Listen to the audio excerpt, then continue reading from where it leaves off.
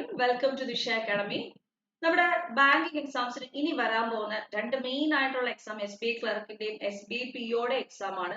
അപ്പൊ SBI clerk SBI PO exam target ചെയ്യുന്നവർക്ക് വേണ്ടി അതിന്റെ പ്രീവിയസ് ഇയർ ക്വസ്റ്റ്യൻ പേപ്പേഴ്സിന്റെ ഡിസ്കഷൻ സെക്ഷൻ ആണ് നമ്മുടെ യൂട്യൂബ് ചാനലിൽ ഇപ്പം നടന്നുകൊണ്ടിരിക്കുന്നത്. അപ്പം അതിന്റെ ക്വാണ്ടിറ്റേറ്റീവ് ആപ്റ്റിറ്റ്യൂഡ് എന്ന് പറഞ്ഞ സബ്ജക്ട്സിൽ നിന്ന് എന്തെല്ലാം ക്വസ്റ്റ്യൻസ് ആണ് പ്രീവിയസ് ഇയർ ക്വസ്റ്റ്യൻസ് ചോദിച്ചിട്ടുള്ളത്, ഏതൊക്കെ ചാപ്റ്റർ ആണ് ഇമ്പോർട്ടന്റ്, ഇതൊക്കെ ഒരു ഒന്ന് രണ്ട് വീഡിയോസിൽ അത് എക്സ്പ്ലെയിൻ ചെയ്തിട്ടുണ്ടായിരുന്നു. അപ്പൊ നമുക്ക് ഇന്ന് കുറച്ച് പ്രീവിയസ് ഇയർ ക്വസ്റ്റ്യൻസ് ഡിസ്കസ് ചെയ്ത് പഠിക്കാം. ഓക്കെ, അപ്പൊ ജനറൽ ഐഡിയാസ്, ബാങ്ക് റിലേറ്റഡ് ആയിട്ടുള്ള ജനറൽ ഐഡിയാസ് ഒക്കെ അറിയണമെന്നുണ്ടെങ്കിൽ നിങ്ങൾ നമ്മുടെ ചാനലിലെ മറ്റു വീഡിയോസ് കണ്ടാൽ മതി. ഓരോ എക്സാമിനെ പറ്റിയും ഓരോ എക്സാമിന്റെയും ഓരോ ടോപ്പിക് വൈസ് മാർക്ക് വെയിറ്റേജ് എങ്ങനെയാണെന്നൊക്കെ നമ്മൾ എക്സ്പ്ലെയിൻ ചെയ്തിട്ടുണ്ട്. അപ്പൊ ഇന്ന് ഒട്ടും സമയം കളയുന്നില്ല, നമുക്ക് നേരെ ക്വസ്റ്റ്യനിലോട്ട് പോകാം. കുറച്ച് സമയം കൊണ്ട് മാക്സിമം ക്വസ്റ്റ്യൻസ് ചെയ്യാൻ പഠിക്കുക, ഇതാണ് ടാർഗറ്റ്. കാരണം കുറച്ച് ടൈമേ ഉള്ളൂ നമുക്ക് ഇനി പഠിച്ചു തീർക്കാനായിട്ട്. ഓക്കെ, സ്റ്റാർട്ട് ചെയ്യാം. ടൈം ആൻഡ് വർക്ക് എന്നുള്ള ഒരു ക്വസ്റ്റൻ ആണ് SBI ക്ലർക്കിന് ചോദിച്ച ക്വസ്റ്റൻ ആണ്. SBI ക്ലർക്കിന്റെ ഒരു പ്രീവിയസ് ഇയർ ക്വസ്റ്റൻ ആണ്. അരിത്തമെറ്റിക് സെക്ഷനിലെ ടൈം ആൻഡ് വർക്ക് എന്നുള്ള ക്വസ്റ്റൻ ആണ്.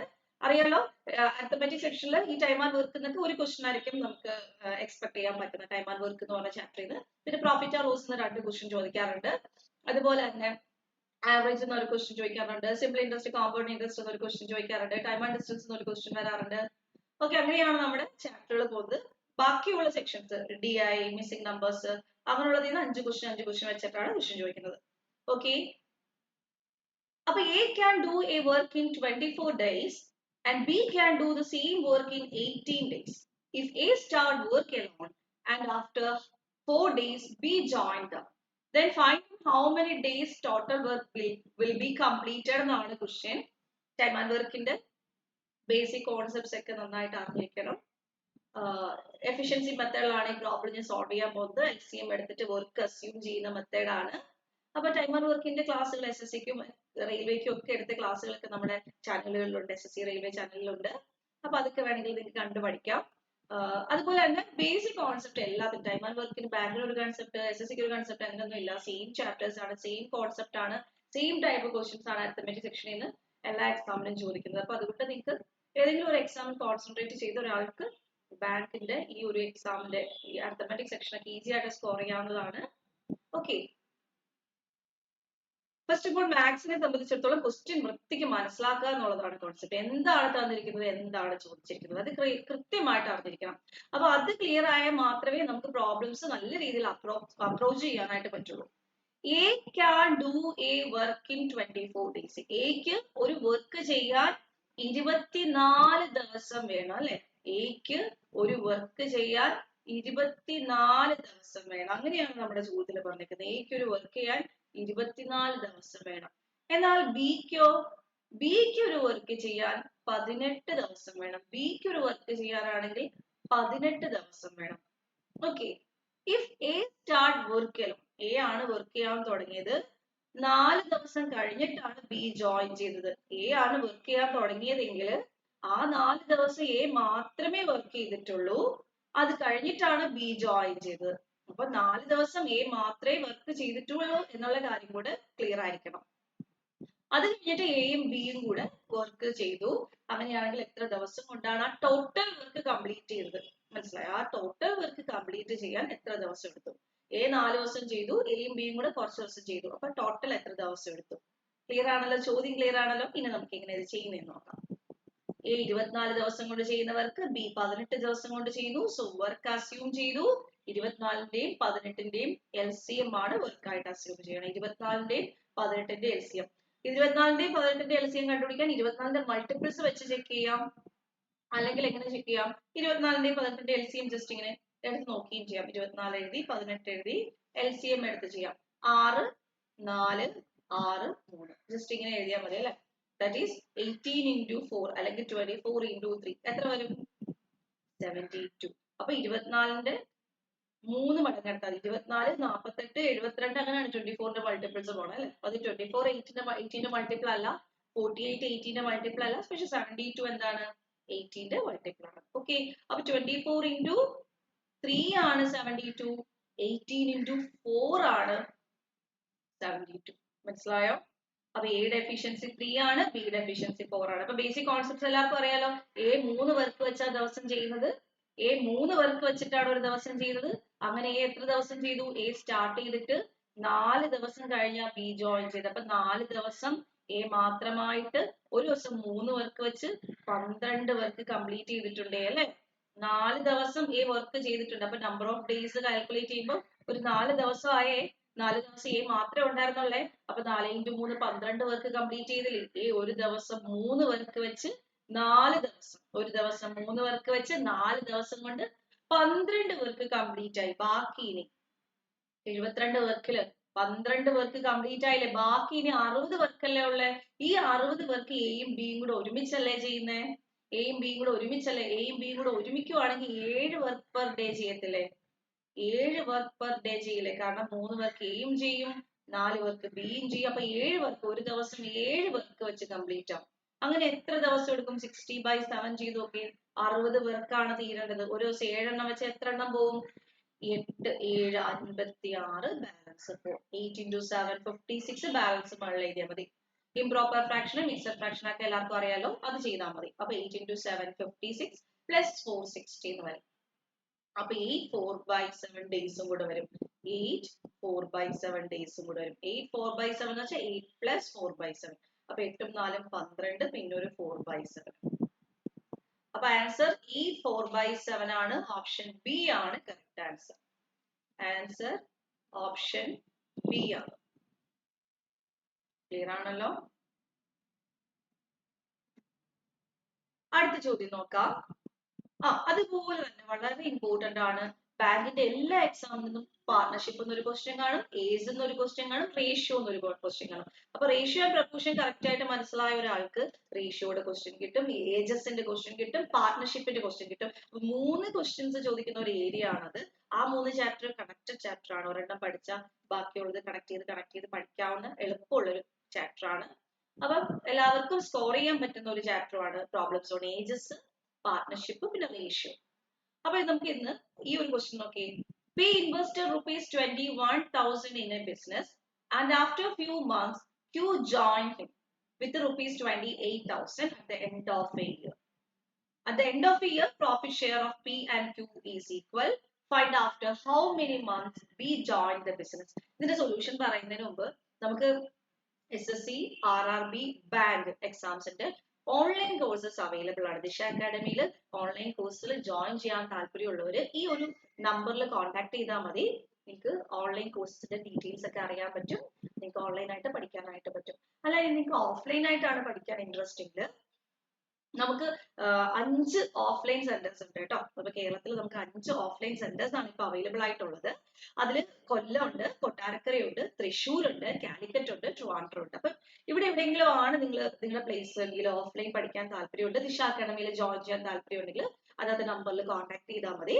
നിങ്ങൾക്ക് അവിടുത്തെ ഡീറ്റെയിൽസ് അറിയാൻ പറ്റും. അപ്പൊ നമുക്ക് ബാക്ക് ടു നമ്മുടെ ക്വസ്റ്റ്യൻ.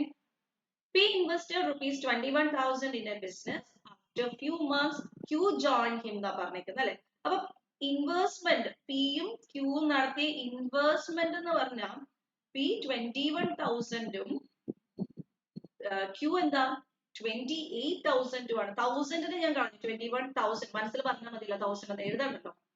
അപ്പം പിയുടെ ഇൻവെസ്റ്റ്മെന്റ് എന്താണ് 21,000 ആൻഡ് ക്യൂന്റെ ഇൻവെസ്റ്റ്മെന്റ് എന്താണ് 28,000. So P invested 21,000 in a business and after few months Q joined with him with the ₹28,000.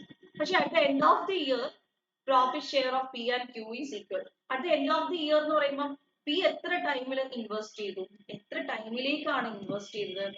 P 12 മാസത്തേക്ക് ഇൻവെസ്റ്റ് ചെയ്തല്ലേ. P ആദ്യമേ ആ ബിസിനസ് സ്റ്റാർട്ട് ചെയ്ത ആളാണ്. അത് കഴിഞ്ഞിട്ട് കുറച്ച് മാസങ്ങൾക്ക് ശേഷമാണ് ആര് ജോയിൻ ചെയ്തത്? Q ജോയിൻ ചെയ്തത്. അപ്പം P എത്ര നാളത്തേക്ക് ഇൻവെസ്റ്റ് ചെയ്തു എന്ന് വെച്ചാൽ ₹21,000 12 മന്ത്സിലോട്ട് ഇൻവെസ്റ്റ് ചെയ്തിരിക്കുന്നത്. ഇനി Q എത്ര നാളത്തേക്കാ ഇൻവെസ്റ്റ് ചെയ്തെന്ന് പറഞ്ഞാൽ അത് അറിയാത്തതുകൊണ്ട് ഞാൻ X കൊടുക്കുക. Find after how many months B joined the business എന്നാ ചോദ്യം. അപ്പൊ 12 മാസത്തിൽ എത്ര മാസം കഴിഞ്ഞിട്ടാണ് B ജോയിൻ ചെയ്തെന്ന് വെച്ച് കഴിഞ്ഞാൽ 12 - X ചെയ്താൽ മതി. കാരണം X മാസത്തേക്കേ ഉണ്ടായിരുന്നുള്ളൂ Q. മനസ്സിലായോ? സോ ഫൈനലി X അല്ല നമ്മുടെ ആൻസർ, 12 - X ആ. ഞാൻ ആദ്യമേ അത് നോട്ട് ചെയ്ത് വെക്കാൻ കാര്യം, നമ്മളൊരു X എന്നിട്ട് പ്രോബ്ലം സോൾവ് ചെയ്ത് തുടങ്ങുമ്പോൾ Xന്റെ ആൻസർ കിട്ടിക്കഴിഞ്ഞാൽ ഉടനെ X ഓപ്ഷനിൽ എടുത്ത് എഴുതാൻ ഒരു ടെൻഡൻസി വരും. അതുകൊണ്ട് ക്യൂ എത്ര മാസത്തേക്കാണ് ഇൻവെസ്റ്റ് ചെയ്തത് അതിന്റെ ആൻസർ ആണ് എക്സ്. ക്യൂ എത്ര നാൾ കഴിഞ്ഞാൽ ജോയിൻ ചെയ്തതെന്ന് വെച്ചാൽ ഇപ്പൊ ക്യൂ 6 മാസത്തേക്കാണ് ഇൻവെസ്റ്റ് ചെയ്തെങ്കിൽ 6 മാസം കഴിഞ്ഞാൽ ജോയിൻ ചെയ്തത്. ക്യൂ ഒരു 8 മാസത്തേക്കാണ് ഇൻവെസ്റ്റ് ചെയ്തെങ്കിൽ ക്യൂ 4 മാസം കഴിഞ്ഞാൽ ജോയിൻ ചെയ്തത്. ക്യൂ ഒരു 9 മാസത്തേക്കാണ് ഇൻവെസ്റ്റ് ചെയ്തെങ്കിൽ ക്യൂ 3 മാസം കഴിഞ്ഞാൽ ജോയിൻ ചെയ്തത്. 3 മാസം കഴിഞ്ഞ് ബാക്കി 9 മാസത്തേക്ക് ആര് വർക്ക് ചെയ്തുള്ളൂ? 3 മാസം പി മാത്രമേ ഉള്ളായിരുന്നു. ക്യൂ ആണെങ്കിൽ അത് കഴിഞ്ഞിട്ടാണ് ജോയിൻ ചെയ്തത്. അപ്പൊ 9 മാസത്തേക്ക് ഇൻവെസ്റ്റ് ചെയ്തിട്ടുള്ളൂ. അപ്പൊ അങ്ങനെ വേണം കാൽക്കുലേറ്റ് ചെയ്യാനായിട്ട്. ഓക്കെ, അപ്പൊ ഒന്നും കൂടെ പിയുടെ ഇൻവെസ്റ്റ്മെന്റ് 21:28 ആണ്. നമുക്ക് 7 കൊണ്ട് കട്ട് ചെയ്താൽ 3:4 എന്ന് കിട്ടും. 3:4 എന്ന് കിട്ടും. ഇൻവെസ്റ്റ്മെന്റും ടൈമും കൂടെ പ്രോഡക്റ്റ് ചെയ്യുമ്പോഴാണ് പ്രോഫിറ്റ് കിട്ടുന്നത്. ഇൻവെസ്റ്റ്മെന്റിന്റെയും ടൈമിന്റെയും പ്രോഡക്റ്റ് ആണ് പ്രോഫിറ്റ് എപ്പോഴും കേട്ടോ. പ്രോഫിറ്റ് എന്ന് പറഞ്ഞാൽ ഇൻവെസ്റ്റ്മെന്റിന്റെയും ടൈമിന്റെയും പ്രോഡക്റ്റ് ആണ്. ഇതിൽ ഇട്ട് തന്നെ കട്ട് ചെയ്യാം, കൺഫ്യൂഷൻ വരാതിരിക്കാൻ വേണ്ടി ഞാൻ ഒരു സ്റ്റെപ്പ് എക്സ്ട്രാ എഴുതുവാണ്. ലാസ്റ്റ് അതായത് ഒത്തിരി ക്വസ്റ്റ്യൻസ് ഒക്കെ പ്രാക്ടീസ് ചെയ്തവർ ഈ 4ഉം 12ഉം ഒക്കെ വിട്ട് തന്നെ കട്ട് ചെയ്യും. ഇനി അതിൽ എന്തെങ്കിലും കൺഫ്യൂഷൻ വന്നാലോ എന്ന് വിചാരിച്ചിട്ടാണ് ഞാൻ ഒരു സ്റ്റെപ്പ് കൂടെ എഴുതുവാണ്. 3:12 ഇവിടെ എഴുതി, 4x ഇവിടെ എഴുതി. കണ്ടോ, ഇൻവെസ്റ്റ്മെന്റിന്റെയും ടൈമിന്റെയും പ്രോഡക്റ്റ് ആണ് പ്രോഫിറ്റ്. സോ 3ഉം 4ഉം 12 കൂടെ കട്ട് ചെയ്യുമ്പോൾ 9:x എന്ന് വന്നു. ഇനി പ്രോഫിറ്റ് ഈക്വൽ എന്ന് പറഞ്ഞാൽ 9:9 എന്ന് വരണ്ടേ? പ്രോഫിറ്റ് 9 ആണ് ഇയാൾക്ക് കിട്ടിയെങ്കിൽ ഇയാൾക്ക് 9 കിട്ടിയേക്കുന്നത്. പ്രോഫിറ്റ് സെയിം ആണെന്ന് പറഞ്ഞിട്ടുണ്ട്. സോ എക്സ് എന്ത് വരും? 9 വരും. അപ്പൊ 12 - 9 3 months കഴിഞ്ഞിട്ടാണ് ആര് ജോയിൻ ചെയ്തത്? ബി ജോയിൻ ചെയ്തത്. ഇത് 9 മാസത്തേക്കാണ് ബിയുടെ ഷെയർ ഉണ്ടായിരുന്നത്. 3 മാസം കഴിഞ്ഞിട്ടാണ് ആ 1 ഇയറിൽ 3 months കഴിഞ്ഞിട്ടാണ് ബി ജോയിൻ ചെയ്തത്. ക്ലിയർ ആണല്ലോ? സിമ്പിൾ ക്വസ്റ്റൻ ആണ് കേട്ടോ. എപ്പോഴും ഈസി ആയിട്ട് സ്കോർ ചെയ്യാൻ പറ്റുന്ന ഒരു ഏരിയ ആണ്. പാർട്ണർഷിപ്പിൽ നിന്ന് എപ്പോഴും ചോദ്യമുണ്ട്. എല്ലാവരും സ്കോർ ചെയ്യുന്ന ഏരിയ ആണ് കേട്ടോ. അപ്പൊ പാർട്ണർഷിപ്പ് നന്നായിട്ട് പഠിച്ചു കഴിഞ്ഞാൽ ഉറപ്പായിട്ടും ഒരുപാട് പഠിക്കാനില്ല, ഒത്തിരി പഠിക്കാനൊന്നും ഇല്ല പാർട്ണർഷിപ്പ്. 1, 2, 3 ടൈപ്പേ ഉള്ളൂ ആകെ പാർട്ണർഷിപ്പ്. അപ്പൊ ആ 3 ടൈപ്പ് പഠിച്ചു കഴിഞ്ഞാൽ കുറച്ച് ഫാസ്റ്റ് ആണെന്നേ ഉള്ളൂ, പെട്ടെന്ന് പെട്ടെന്ന് ചെയ്യണമെന്ന് മാത്രമേ ഉള്ളൂ. ഈസി ആണ്. അപ്പൊ ഓൺലൈൻ കോഴ്സിന്റെയും ഓഫ്ലൈൻ കോഴ്സിന്റെയും കാര്യം മറക്കണ്ട. അടുത്ത ക്വസ്റ്റ്യൻ നോക്കാം.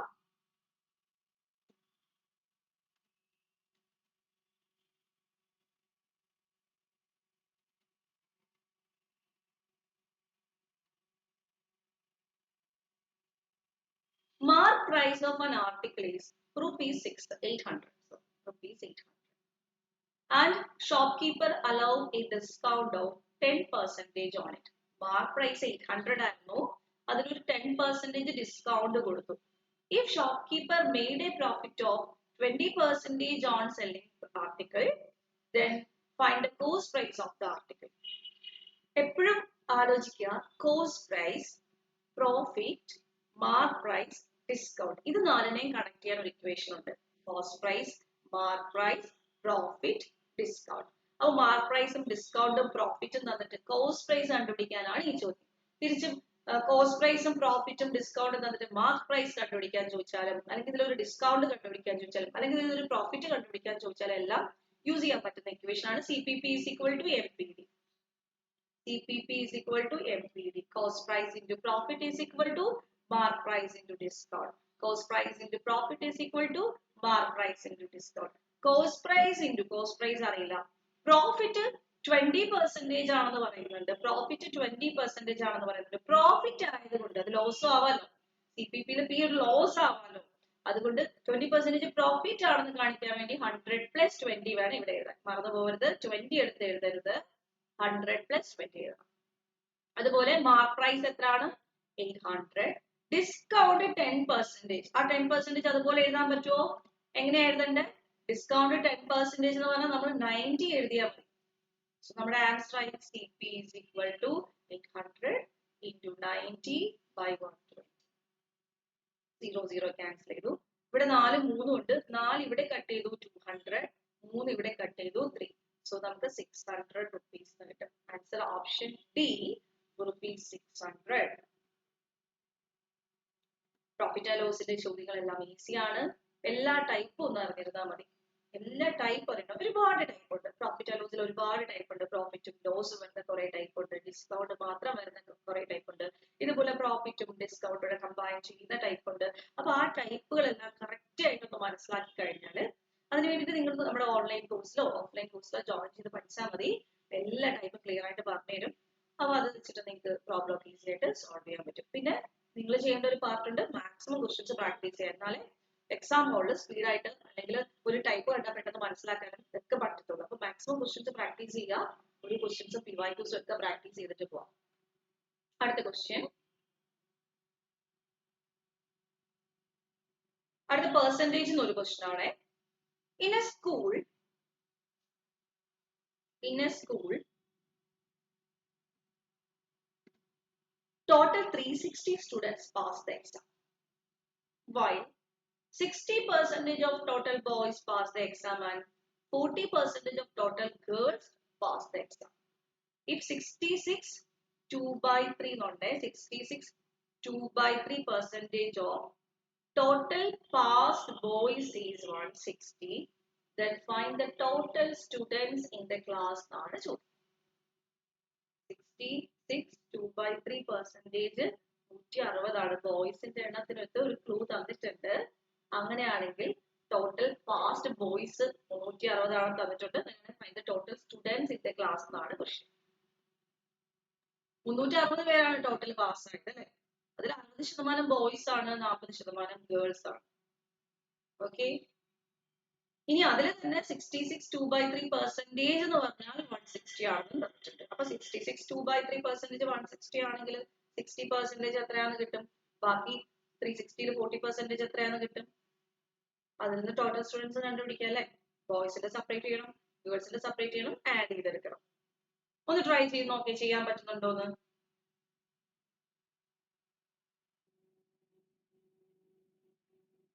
ഒന്ന് ആലോചിച്ച് നോക്കി. ഒരു ക്ലാസ്സിൽ 360 സ്റ്റുഡൻസ് ആണ് എക്സാമിന് പാസ്സായത്. അപ്പൊ അതിൽ ഗേൾസും ഉണ്ട് ബോയ്സും ഉണ്ട്. അപ്പൊ പാസ്സായ ഗേൾസും പാസ്സായ ബോയ്സും കൂടെ ചേർന്നാണ് 360. ഞാൻ പറയുന്നത് ടോട്ടൽ ബോയ്സ് എക്സ് ആണെന്ന് വെച്ചോ.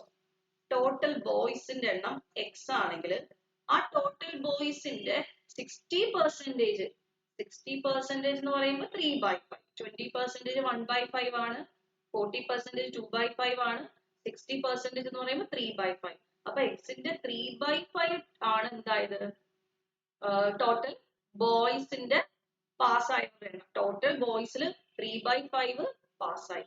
ഇനി പാസ്സായവരിൽ 66 2/3%, 33 1/3% എന്ന് പറഞ്ഞാൽ നിങ്ങൾക്കറിയാം 1/3 ആണെന്ന്. അതുപോലെ 66 2/3 ഡബിൾ എന്ന് പറയുന്നത് 2/3 ആണ് അല്ലെ. അപ്പം ഈ പാസ്സായവരുടെ 2/3 പോർഷൻ എന്ന് പറയുന്നത് 160 ആണ്. അപ്പം 3 ക്യാൻസൽ ആയിട്ട് x is equal to 400 എന്ന് കിട്ടും. അപ്പൊ ടോട്ടൽ ബോയ്സ് കിട്ടി. ഈ ടോട്ടൽ ഗേൾസും കൂടെ കണ്ടുപിടിച്ചാൽ മതിയല്ലോ. ടോട്ടൽ ബോയ്സ് കിട്ടി അല്ലെ. ടോട്ടൽ ബോയ്സ് എന്ന് പറയുന്നത് നമുക്ക് കിട്ടി. 400 പേരാണ് ടോട്ടൽ ബോയ്സ് ഉള്ളത്. ഇനി ഗേൾസിന്റെ കാര്യം നോക്കുമ്പോഴത്തേക്കും ടോട്ടൽ പാസ്സായ ബോയ്സിന്റെ കേസ് പറയുന്നത് വെച്ചാൽ 2/3 ആണ്. അതിൽ 2 എന്ന് പറയുന്നതാണ് 160 അല്ലെ. 2/3 എന്ന് പറഞ്ഞാൽ 66 2/3% എന്ന് പറഞ്ഞാൽ 2/3. 3ൽ 2 പേര് എന്ന് പറയുന്നത് 160 ആണ്. അപ്പൊ 3 എന്ന് പറയുന്നത് എത്രയായിരിക്കും? 240 അല്ലെ. ടോട്ടൽ ബോയ്സ് പാസ്ഡ് എന്ന് പറഞ്ഞാൽ 240 പേരല്ലേ. 360 240 പേര് പാസ് ആയത്. ക്ലിയർ ആണോ? കാരണം 66 2/3 എന്ന് പറഞ്ഞാൽ 2/3. 3ൽ 2 പേര് പാസ്സായി. 3 പേരാണ് ടോട്ടൽ പാസ്സായതിൽ 2 പേരാണ് 160 തന്നേക്കുന്നത്. ടോട്ടൽ പാസ്സായ ആൾക്കാരുടെ 66 2/3% ആണ് 160. അപ്പൊ ടോട്ടൽ പാസ്സായവർ 3 ആണെങ്കിൽ അതിൽ 2 എന്ന് പറയുന്നത് 160 ആണെന്ന് ക്വസ്റ്റ്യൻ തന്നിരിക്കുന്നത്. ടോട്ടൽ 3 പേര് പാസ്സായെങ്കിൽ അതിൽ 2 എന്നുള്ളത് 160 ആണ്. സോ 3 എന്ന് പറയുന്നത് 240 ആണ്. സോ 360 പേര് പാസ്സായതിൽ 240 പേരും ബോയ്സ് ആണ്. ബാക്കി 120 ആണ് ഗേൾസ്. പാസ്സായ ഗേൾസിന്റെ എണ്ണം 120. അത് 40% ആണെന്ന് പറയുന്നുണ്ടല്ലോ. 40% എന്ന് പറഞ്ഞാൽ 2/5. അതായത് 2 ആണ് 120. അപ്പം into 60 അല്ലേ. അപ്പൊ ഇവിടെ into 60 ചെയ്താൽ മതി. 300. പാസ്സായ ഗേൾസിന്റെ എണ്ണം 300. സോ 400 plus 300 ചെയ്താൽ മതി. ആൻസർ 700. പെർസെന്റേജിനെ ഫ്രാക്ഷൻ ആക്കി വേണം ചെയ്യാൻ. ഫ്രാക്ഷന്റെ ഡിനോമിനേറ്റർ എന്താണ് ഉദ്ദേശിക്കുന്നത്, ന്യൂമറേറ്റർ എന്താണ് ഉദ്ദേശിക്കുന്നത്, അത് ക്ലിയർ ആയിട്ട് അറിയാവുന്നവർക്ക് ഫാസ്റ്റ് ആയിട്ട് ചെയ്യാൻ പറ്റും. ഓരോ സ്റ്റെപ്പ് ബൈ സ്റ്റെപ്പ് ചെയ്യാൻ പറ്റും. പക്ഷെ എക്സാം ഹാളിൽ എപ്പോഴും ഷോർട്ട് കട്ട് ആണ് അപ്ലൈ ചെയ്യേണ്ടത്. അതായത് 2/3 2 ഇത്രയാണ്, അപ്പൊ 3 എത്ര, അല്ലെങ്കിൽ അങ്ങനെ ചെയ്ത് പോകണം. 2/5 2 ഇത്രയാണ്, 5 എത്ര, അങ്ങനെ ചെയ്ത് വേണം നമ്മൾ ആൻസർ എത്താൻ. അല്ലാതെ ടോട്ടൽ ഗേൾസ് വീണ്ടും ഒരു എക്സ് കൊടുത്തിട്ട് അങ്ങനെ എക്സ് എക്സെപ്റ്റ് ചെയ്യുന്ന പരിപാടി മാക്സിമം ഒഴിവാക്കുക. ആദ്യത്തെ ഒരു പകുതിയോളം ഞാൻ എക്സെറ്റാ ചെയ്യുന്നത്. അതും നിങ്ങൾക്ക് ഇതുപോലെ പെട്ടെന്ന് ചെയ്യാമായിരുന്നു, ഫ്രാക്ഷൻ മാത്രം ആലോചിച്ച് ചെയ്യാമായിരുന്നു. പക്ഷെ ഒരു സ്റ്റെപ്പ് ഞാൻ എക്സെറ്റ് ചെയ്തു. അടുത്ത സ്റ്റെപ്പിൽ എക്സ് ഒന്നും യൂസ് ചെയ്തില്ല കേട്ടോ, എക്സ് വൈ ഒന്നും യൂസ് ചെയ്തില്ല. ഓക്കെ, ഇത്രയും ക്ലിയർ ആണോ? ഇത്രയും ക്ലിയർ ആണോ? ചെയ്ത് നോക്കണം. ഓപ്ഷൻ ഈ 700 ആണ് ആൻസർ വരുന്നത്. പ്രീവിയസ് ഇയർ ക്വസ്റ്റൻ ആണ്. അടുത്ത ചോദ്യം, sum of the squares of 3 consecutive odd numbers, sorry, consecutive numbers, odd അല്ല even അല്ല, consecutive numbers. Sum of the squares of 3 consecutive numbers is 1085. Find the largest number എന്നാണ് ചോദ്യം. Largest number consecutive number ആണെന്ന് പറയുന്നുണ്ട്. അതിന്റെ സ്ക്വയറിന്റെ some 1085 ആണെന്ന് പറയുന്നുണ്ട്. അങ്ങനെയാണെങ്കിൽ ലാർജർ നമ്പർ ഏതാണെന്നാണ് ചോദ്യം. ഫൈൻഡ് ദ ലാർജസ്റ്റ് നമ്പർ എന്നാണ് ചോദ്യം. എങ്ങനെ ചെയ്യാൻ പറ്റുമോ എന്ന് ആലോചിച്ച് നോക്കിയേ. ഓപ്ഷനിൽ നിന്ന് പോവാം അല്ലെ? ഓപ്ഷനിൽ നിന്ന് വേണമെങ്കിൽ 19 ലാർജർ നമ്പർ ആണെങ്കിൽ 17, 18, 19 ആവും അല്ലെ? അങ്ങനെ വേണമെങ്കിൽ ഓപ്ഷനിൽ നിന്ന് പോവാം.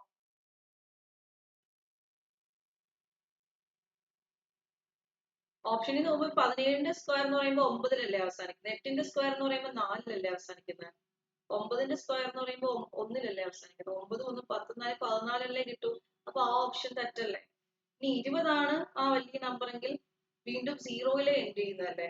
അപ്പം 4 1 5 അതൊരു ഓപ്ഷൻ ഉണ്ട്. 18 19 20 ആവാൻ ഒരു ചാൻസ് ഉണ്ട് അല്ലെ. അപ്പൊ ഓപ്ഷനിൽ നിന്ന് ചെക്ക് ചെയ്താൽ 18 19 20 ആവാൻ ഒരു ചാൻസ് ഉണ്ട്. പിന്നെ 19 20 21 വരുമോ? വീണ്ടും സം 2 അല്ലേ വരൂ. 22 വരുമോ? 22 19 20 21 22 വന്നു കഴിഞ്ഞാൽ ഇത് 4 ഇതൊന്നും അതും ഒരു ചാൻസ് ഉണ്ട് അല്ലെ. അപ്പൊ എങ്ങനെ 1085 ആയിരിക്കണം. 1085 ആയിരിക്കണം കോൺസിക്യൂട്ടീവ് നമ്പേഴ്സിന്റെ സം. ഓക്കെ, ഒന്നുകിൽ 18 19 20 അതിൽ 20 ആണ് ലാർജസ്റ്റ് നമ്പർ, അല്ലെങ്കിൽ 20 21 22നും യൂണിറ്റ് ഡിജിറ്റ് വെച്ച് ചെക്ക് ചെയ്യുമ്പോൾ ഒരു പോസിബിലിറ്റി വരുന്നുണ്ട്. ഓക്കെ, പിന്നെ 20ന്റെ സ്ക്വയർ എന്ന് പറയുമ്പോൾ 400 ആണ്.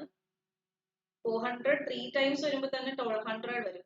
അപ്പൊ ഇതല്ല, ഇത് തന്നെയായിരിക്കും ആൻസർ. അപ്പൊ ആൻസർ 20 എന്ന് എഴുതാം. ജസ്റ്റ് വിത്തിൻ സെക്കൻഡ് ചെയ്യുന്ന പരിപാടി ഇതാണ്. ജസ്റ്റ് ഓപ്ഷനിൽ പോയി എഴുതാം. എങ്ങനെ? യൂണിറ്റ് ഡിജിറ്റ് വെച്ച് ചെക്ക് ചെയ്തു. 18 19 20. വലിയ സംഖ്യ 20 ആണെങ്കിൽ തൊട്ട് മുന്നുള്ള സംഖ്യ 19 വരും, അതിന് മുന്നുള്ള സംഖ്യ 18 വരും. 18ന്റെ സ്ക്വയർ 4-ൽ അവസാനിക്കുന്നത്, 9ന്റെ സ്ക്വയർ 1-ൽ അവസാനിക്കുന്നത്, 20ന്റെ സ്ക്വയർ 0-ൽ അവസാനിക്കുന്നത്. ഇത് ആഡ് ചെയ്യുമ്പോൾ ലാസ്റ്റ് 5 വരുന്നു എന്ന് നോക്കി, യൂണിറ്റ് ഡിജിറ്റ് 5 വരുന്ന നമ്പർ നോക്കി സെലക്ട് ചെയ്തു. അപ്പൊ ആൻസർ 20 കൺഫേം ചെയ്തു. ഓക്കെ, അതൊരു മെത്തേഡ്. അല്ലെങ്കിൽ നിങ്ങൾ എന്താ ചെയ്യണം? എക്സ് ഇട്ട് കൊടുക്കണം അല്ലെ. എക്സ് ഇട്ട് കൊടുത്തും ചെയ്യാം. എന്താ?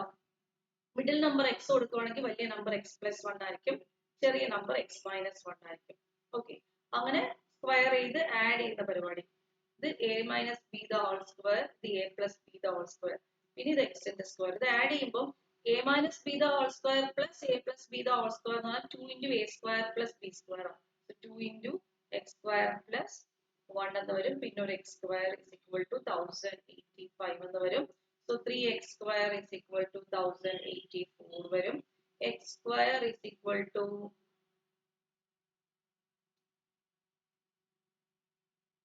ഇവിടെ 2 അല്ലേ. a² plus ഇക്വേഷൻ ഒക്കെ അറിയണം. ഇതിനേക്കാളും മറ്റേതാണ് എളുപ്പം. a² plus b² plus a+b² plus a-b² 2 into a² plus b² ആണ്. 2 into a² എന്ന് പറയുമ്പോൾ x², 2 into b² എന്ന് പറയുമ്പോൾ 2 വരും. ഇവിടെ സബ്ട്രാക്ട് ചെയ്യുമ്പോൾ 1083. ഇനി ഇതിനെ 3 കൊണ്ട് ഡിവൈഡ് ചെയ്യുമ്പോൾ 3 into 3 9, 6 into 3 18, 1 into 3 361 എന്ന് വരും. സോ എക്സ് എത്ര വരും?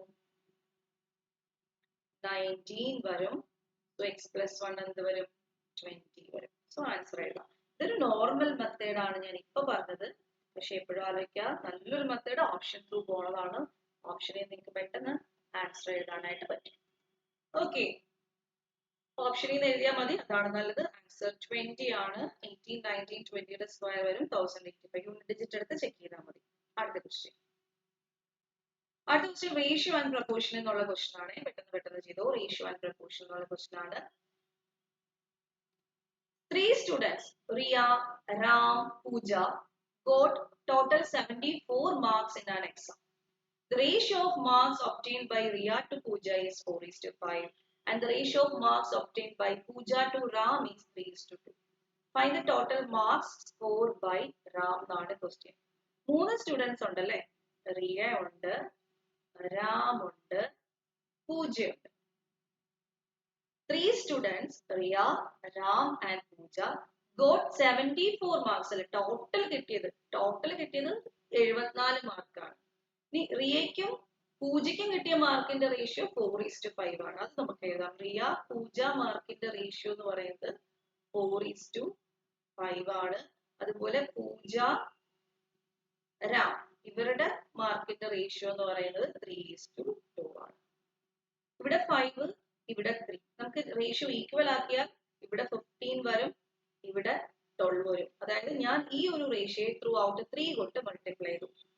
അതുപോലെ ഈ റേഷ്യോയെ ത്രൂ ഔട്ട് 5 കൊണ്ട് മൾട്ടിപ്ലൈ ചെയ്തു. അങ്ങനെ ചെയ്തു കഴിഞ്ഞാൽ ഇവിടെ 15, ഇവിടെ 10 വരും. അതായത് റിയ, രാം, റിയ, പൂജ ആ റേഷ്യോ എന്ത് വരും?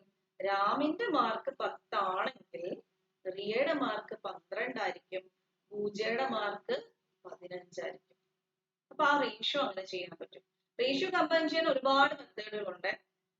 റേഷ്യോ കമ്പൈൻ ചെയ്യാൻ ഇപ്പം റിയ, പൂജ, രാം റേഷ്യോ കമ്പൈൻ ചെയ്യാൻ 4:5 റിയയും പൂജയും 5 റിപ്പീറ്റ് ചെയ്തു.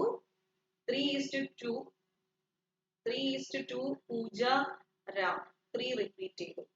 കോമൺ ആയിട്ട് എന്തെങ്കിലും ഉണ്ടോ കട്ട് ചെയ്യാൻ? ഇല്ല. അപ്പം 12, 15, 10 ഇങ്ങനെ റേഷ്യോ ഡയറക്റ്റ് എഴുതാം.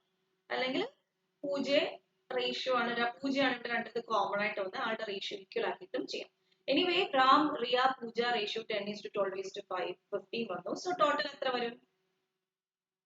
37 വരും. 37ന്റെ ഡബിൾ അല്ലേ 74. ചോദിച്ചേക്കുന്ന find the total marks score by Ram. രാമിൻ്റെത് കണ്ടുപിടിക്കാൻ അതിന്റെ ഡബിൾ കണ്ടുപിടിച്ചാൽ മതി 20. കാരണം ഇവിടെ ഇൻറ്റു 2 ആണെങ്കിൽ ഇവിടെ into 2. So answer 20 option B ആണ് ആൻസർ. ക്ലിയർ ആണോ? ഇത് വളരെ സിമ്പിൾ ക്വസ്റ്റൻ ആയിരുന്നു, ഈസി ആയിട്ട് ചെയ്യാവുന്ന ക്വസ്റ്റൻ ആയിരുന്നു. ഭയങ്കരമായിട്ടുള്ള സിമ്പിൾ ക്വസ്റ്റ്യൻസും SBI ക്ലർക്ക് ആയിരുന്നേ എന്നിട്ട് ചോദിച്ചേ easy level question, very easy level ക്വസ്റ്റ്യൻസും നമുക്ക് ചോദിക്കുന്നുണ്ട്. പക്ഷെ time management, easy level questions ഒന്നും മിസ് ആവാതെ കറക്റ്റ് ആയിട്ട് കണ്ടുപിടിച്ച് ചെയ്യാം. ടഫ് ക്വസ്റ്റിനകത്ത് ഒരുപാട് സമയം കളയാതെ, കാരണം 20 മിനിറ്റ്സ് ഒരു ടൈം കട്ട് ഓഫ് ഒക്കെ വെച്ചിട്ടായിരിക്കും നമുക്ക് എക്സാം നടത്തുന്നത്.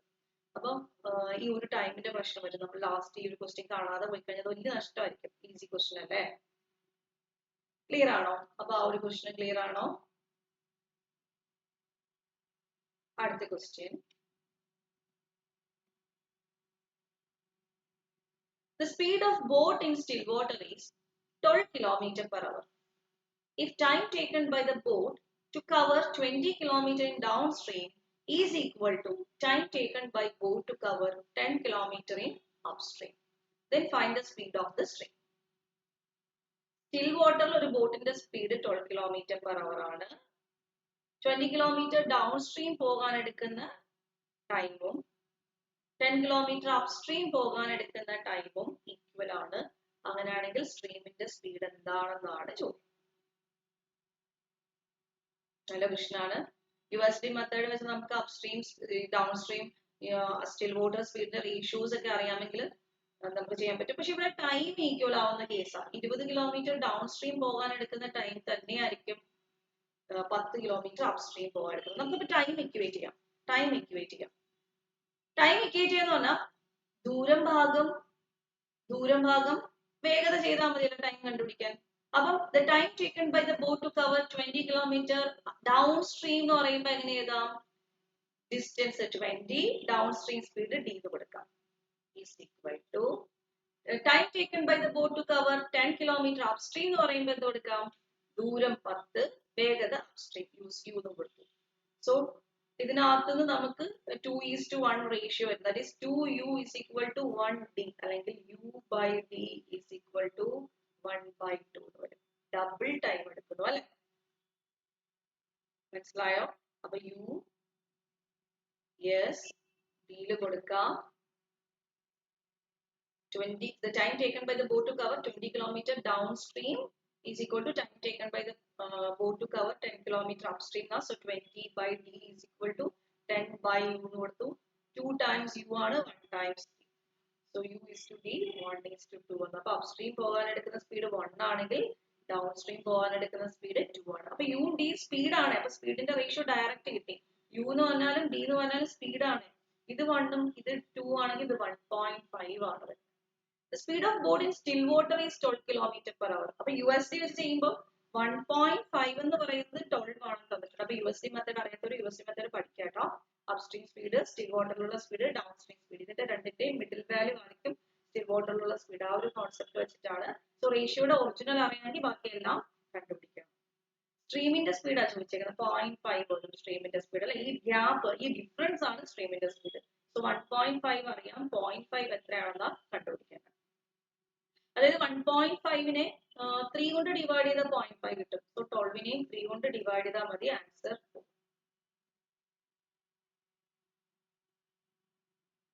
എന്ത് വരും? 4 km/h. 4 km/h. ക്ലിയർ ആണോ?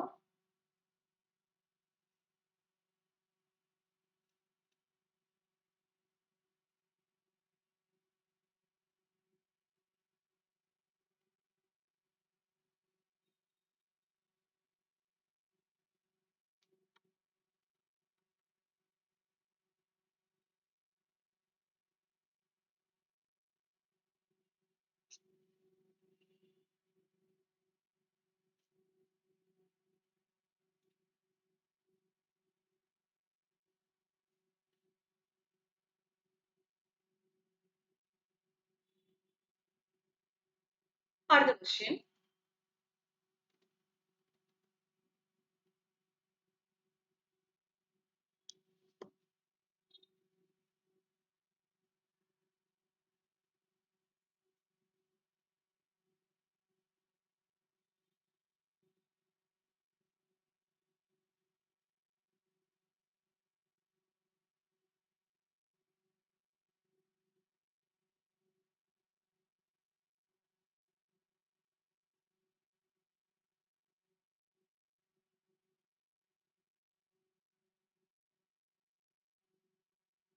ഒന്ന് ട്രൈ ചെയ്ത് നോക്കി.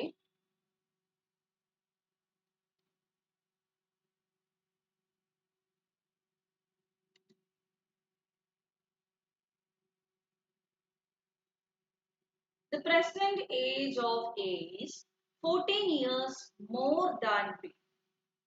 12 years ago, the ratio of age of A to that of B was 2:1. Then find the present age in years of A. Options 40, 30, 32, 44, 48. Bank exams ആയത് നമുക്ക് 5 ഓപ്ഷൻസ് ഉണ്ട്.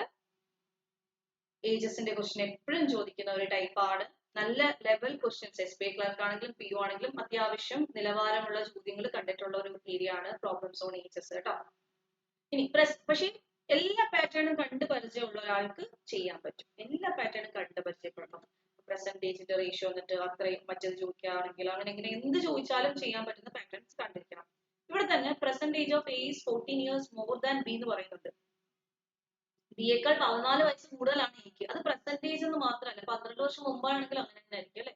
രണ്ടുപേരുടെ ഏജിന്റെ വ്യത്യാസത്തിന് ഒരു ചേഞ്ചും ഉണ്ടാകത്തില്ല. അപ്പൊ നമ്മുടെ അച്ഛനും അമ്മയായിട്ടുള്ള ഏജിന്റെ വ്യത്യാസം, അല്ലെങ്കിൽ നമ്മുടെ സിസ്റ്റേഴ്സും നമ്മളുമായിട്ടുള്ള നമ്മുടെ ബ്രദർ സിസ്റ്റേഴ്സ് ഏജ് ഡിഫറൻസ്, അത് എത്ര വർഷം കഴിഞ്ഞാലും മാറുന്നുണ്ടോ? എപ്പോഴും കോൺസ്റ്റന്റ് ആയിട്ട് പോകുന്ന സാധനമാണ് ഏജ് ഡിഫറൻസ് അല്ലെ. അപ്പൊ എനിക്കും എന്റെ ബ്രദറിനും തമ്മിൽ 2 years ആണ് ഏജ് ഗ്യാപ്പെങ്കിൽ അത് എത്ര വർഷം കഴിഞ്ഞാലും 2 years തന്നെ ആയിരിക്കും.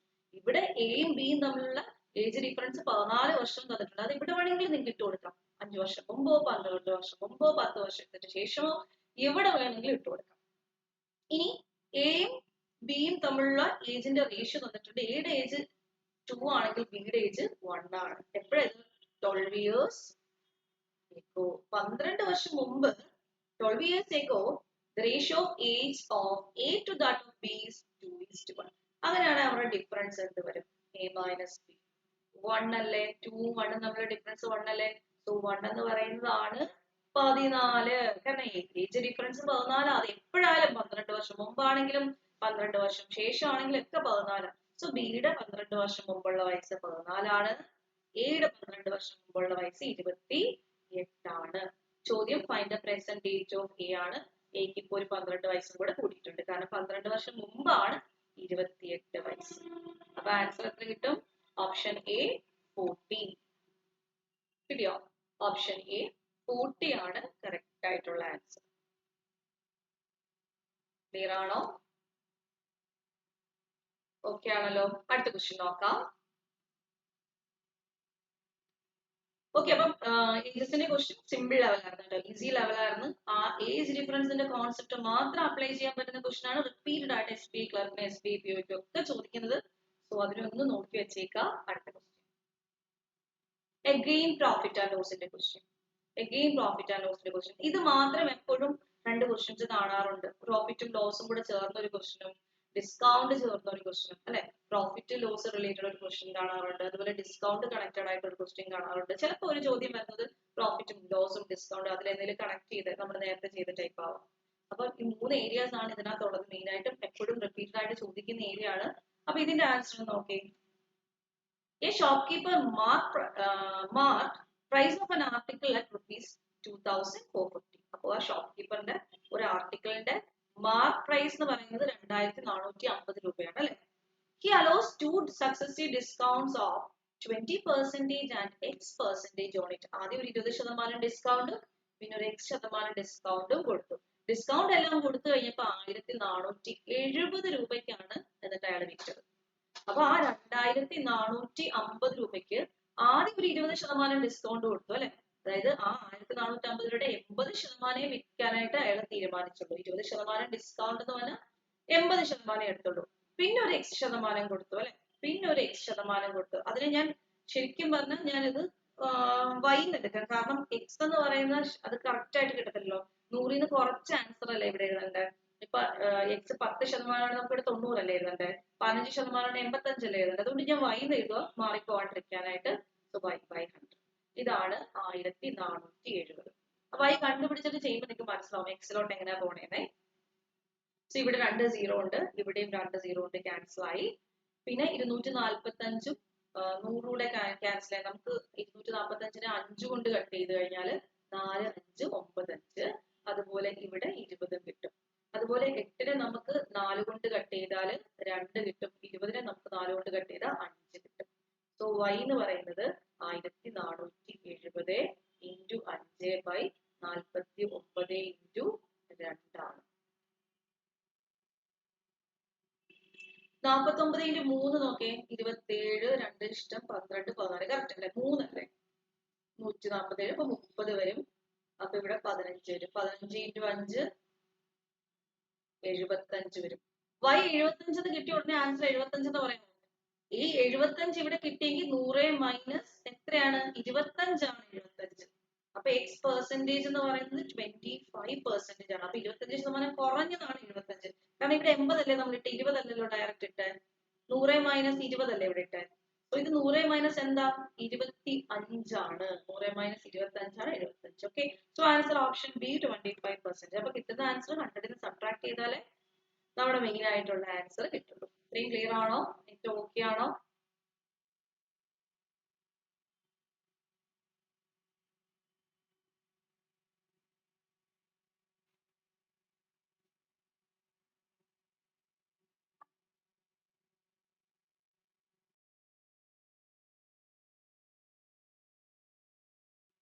ഇത്രയും ക്ലിയർ ആണോ?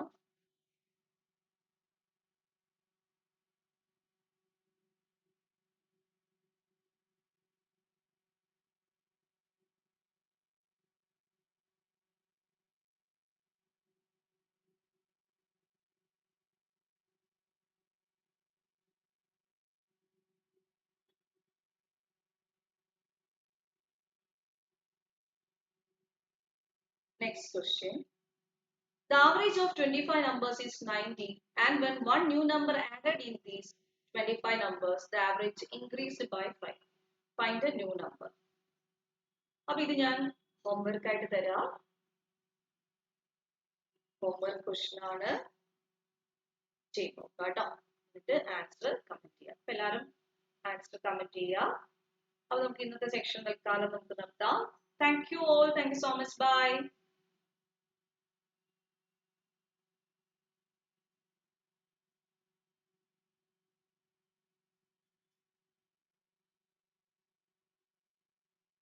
ഹോംവർക്കിന്റെ ക്വസ്റ്റ്യൻ എല്ലാവരും കമന്റ് ചെയ്യുക. അതുപോലെ തന്നെ വീഡിയോ ഇഷ്ടപ്പെട്ടെങ്കിൽ ലൈക്ക് ചെയ്യാൻ മറക്കില്ല. അതുപോലെ ബാങ്ക് എക്സാമിന് പ്രിപ്പയർ ചെയ്യുന്ന എല്ലാവർക്കും നിങ്ങൾ ഇത് ഷെയർ ചെയ്ത് കൊടുക്കുക. പ്രീവിയസ് ഇയർ ക്വസ്റ്റ്യൻസിന്റെ ഡിസ്കഷൻ സെക്ഷൻ എപ്പോഴും എക്സാമിന് ഭയങ്കര യൂസ്ഫുൾ ആയിരിക്കും. അപ്പോൾ ഓക്കെ ബൈ, താങ്ക് യു.